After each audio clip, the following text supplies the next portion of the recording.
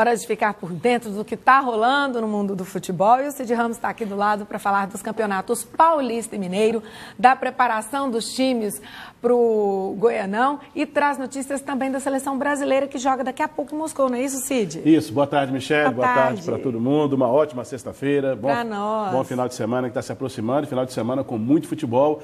A qualidade vai melhorando porque os campeonatos vão afunilando, né?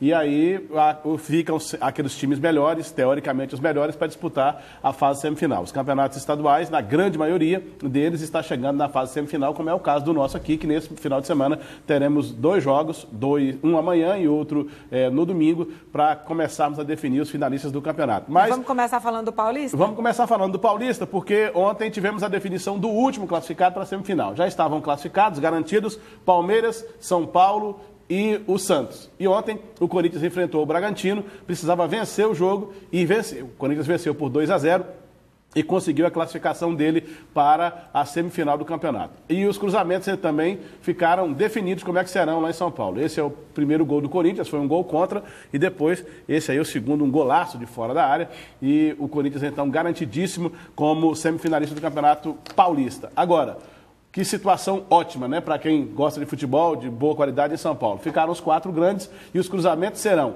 Corinthians e São Paulo, Palmeiras e Santos. Isso quer dizer o seguinte: depois de quase 20 anos, poderemos ter, pelo menos na teoria, uma final entre Corinthians e Palmeiras, que é a grande rivalidade do futebol de São Paulo. Desde 1999, Palmeiras e Corinthians não decidem um campeonato paulista. E aí, como hoje, nesse momento, o Palmeiras é disparado o melhor time de São Paulo e o Corinthians vem logo a seguir como a segunda força, é muito possível que os dois se encontrem nessa final sonhada por todos. Vamos esperar apenas que as pessoas, caso essa final se confirme, porque eles têm que jogar ainda cada um 2 jogos, o Palmeiras contra o Santos, o Corinthians contra o São Paulo, caso se classifiquem, que as pessoas tenham juízo para que todos saiam vivos, porque toda vez que acontece isso, algum jogo dessa monta em São Paulo, os problemas são muito sérios. Então, eu já ouvi até dizer que a Segurança Pública de São Paulo já está trabalhando para que, caso aconteça essa final, a gente não tenha nenhuma tragédia pré-anunciada. O que é muito triste, porque a gente está falando de esporte, as pessoas mudam, né, o sentido da coisa. Mas vamos falar agora do Campeonato Mineiro. Vamos. Ontem o Atlético Mineiro conseguiu a classificação dele também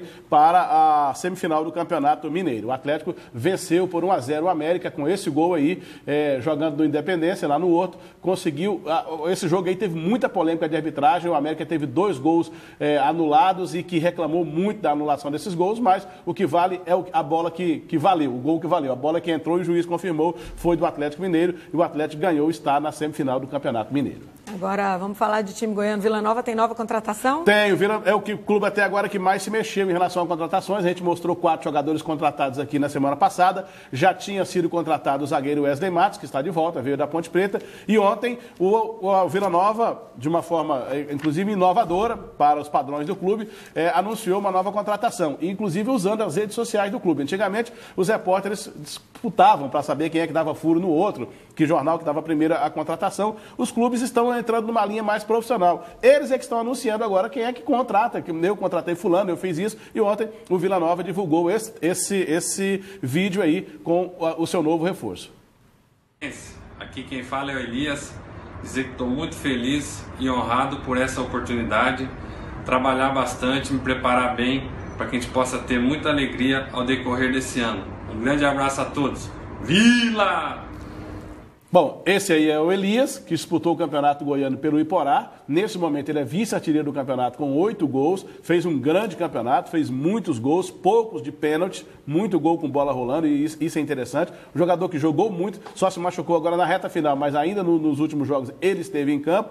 Já tem 32 anos, mas tem muita experiência, já jogou no Atlético, já jogou em outros grandes clubes do futebol brasileiro. Pode ser que reforce realmente, o Vila seja um reforço de peso para a Série B do Campeonato Brasileiro. Agora vamos entrar no clima de Copa? Vamos lá.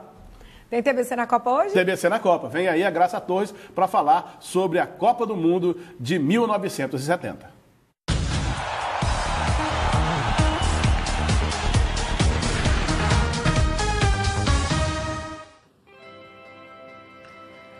Olha, se você se lembra dessa música, é porque viu o Brasil ser tricampeão mundial de futebol. Essa foi a Copa do México de 1970. Foi durante as Olimpíadas de Tóquio, em 64, que a FIFA escolheu o México como sede da Copa de 70, seguindo assim o rodízio entre os continentes. A Argentina, outra candidata, teve que se contentar em ver o seu sonho adiado para o Mundial de 1978. Inscreveram-se nas eliminatórias nesse ano 70 países, mas em todos de fato participaram. A Coreia do Norte, por exemplo, recusou-se a enfrentar Israel. E Marrocos tornou-se a primeira seleção africana a participar de uma Copa do Mundo desde a Segunda Guerra Mundial. Essa foi a Copa do Futebol Arte. Nossa seleção chegou ao título provando ser possível vencer e jogar bonito. Era o time de Clodoaldo, Gerson, Rivelino, Tostão, Pelé e Jairzinho. O capitão Carlos Alberto Torres liderava a equipe com maestria. O Brasil, comandado pelo técnico Zagallo, mereceu a posse definitiva da Taça Jules Rimet, ao vencer na final a seleção italiana, também bicampeã mundial, por 4-1.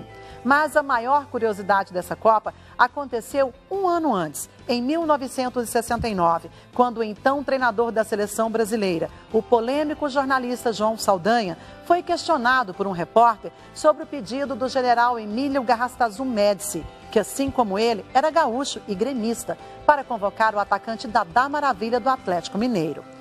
Saldanha não pestanejou. Ele, Médici, que escale o seu ministério. Eu que convoco a seleção brasileira. Bonito, né? Mas 2 semanas depois de sua resposta atrevida, foi demitido da seleção brasileira e deu lugar a Zagallo, que em poucos meses conduziria as feras do Saldanha ao tricampeonato mundial.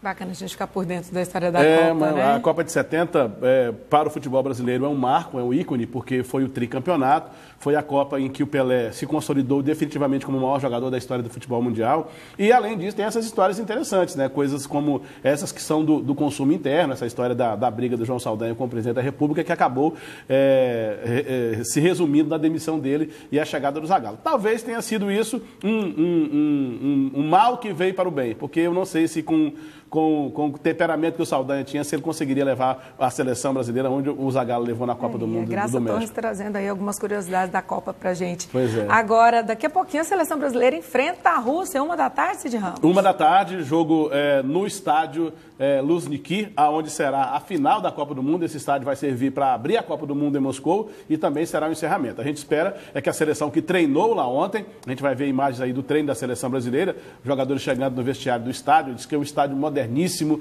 uma condição ótima de trabalho para todo mundo. Os jogadores viram aí as camisas que vão ser utilizadas na Copa do Mundo, viram pela primeira vez, e aí já é o local do jogo, de daqui a pouco, e também o local da abertura e da final da Copa do Mundo. O Brasil está escalado, tem algumas novidades, tem 3 mudanças, a gente já tinha antecipado aqui essas mudanças. O Brasil vai jogar com o Thiago Silva no lugar do Marquinhos, vai estar saindo o Renato Augusto e entrando o William, e no lugar do Neymar, quem entra é o Douglas Costa. Então são essas 3 alterações. A escalação da seleção brasileira, a gente vai ver aí agora como é que o time do Tite está escalado para jogar hoje contra a Rússia, 1 da tarde. Daí, o goleiro é o Alisson, a linha de defesa é essa aí, com o Daniel Alves, Thiago Silva, Miranda e o Marcelo. No meio-campo, o Casimiro, o Paulinho e o Felipe Coutinho.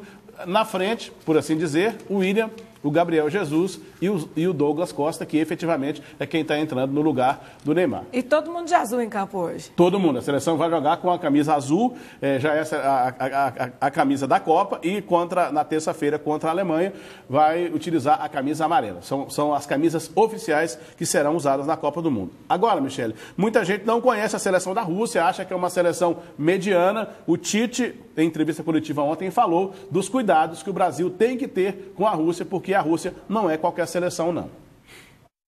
Se nós pegarmos hoje 6 equipes que estão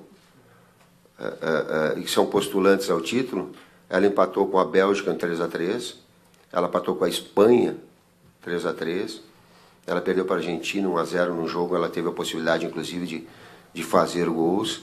Então ela traz um grau de dificuldade alto, independentemente do sistema, né? E aí a gente procura, dentro da nossa formação, por exemplo, a utilização de Coutinho na faixa central do gramado, que era o que eu gostaria de ter, essa possibilidade ela vai acontecer.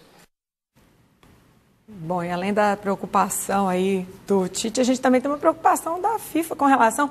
Tem estádio, parece que o estádio de Samara ainda não tem gramado, hein, Cid? Pois é, alguns estádios, como a gente inclusive trouxe aqui há alguns dias, Michele, ainda estão por terminar. Até a gente colocou aquela história do exemplo da Copa de 2014 no Brasil, que estava chegando o dia da Copa começar e tinha estádio que não estava pronto, e aí imaginou-se o seguinte, agora a Copa é na Europa, quando chegar 6 meses antes, vai estar tudo pronto. Né? E realmente não está. Tem estádio ainda, que ainda tem muita coisa por fazer, mas o governo russo está dizendo que não haverá nenhum problema.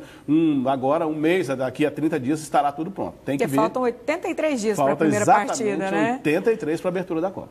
A Rússia parece que ainda não está muito no clima da Copa, não. Acho que a gente está mais embalado. Agora, vamos falar, tem Vila Nova amanhã, qual é o horário do jogo? Tem Vila Nova. Vila Nova joga amanhã no Aníbal, o primeiro jogo da semifinal, abrindo a semifinal do Campeonato Goiano. O jogo é às 4 da tarde, lá no centro de Aparecida. E no domingo, também às 4 da tarde, lá em Anápolis, o Goiás enfrenta a Anapolina. Tá certo, Cid Ramos. Então, até qualquer momento, com mais notícias do futebol pra gente. Obrigada, Um abraço. Boa tarde. Até mais.